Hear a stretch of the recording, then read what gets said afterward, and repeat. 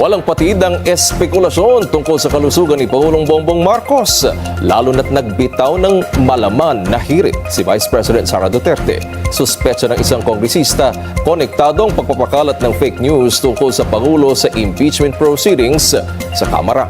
Si Carol D. sa ating Politico Update. May maiksi, ngunit malaman na pahayag si Vice President Sara Duterte tungkol kay Pangulong Bongbong Marcos sa gitna ng spekulasyon kaugnay sa kanyang kalusugan. With regards sa health ni PBBM, na medyo malugha.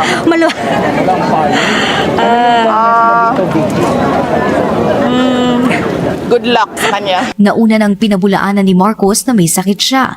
Anya, mabuti ang kanyang kalagayan, ngunit nais niyang panatilihin ang kanyang payat na pangangatawan.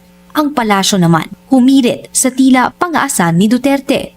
So makikita natin, tumawa, is that a last laugh mentality or mockery of misery?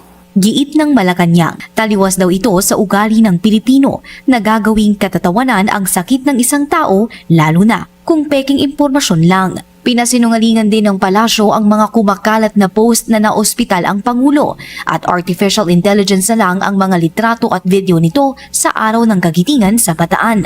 Si Bicol Saro Party List Representative Terry Ridon, iniugnay naman sa isyu ng impeachment ang pagpapakalat ng maling impormasyon sa kalusugan ng Pangulo, pati na rin ang napapabalitang balasahan sa liderato ng Kamara. Giit ni Ridon, posibleng pampagulo lamang ang mga ganitong issue para maapektuhan ang pag-iisip ng mga mambabatas.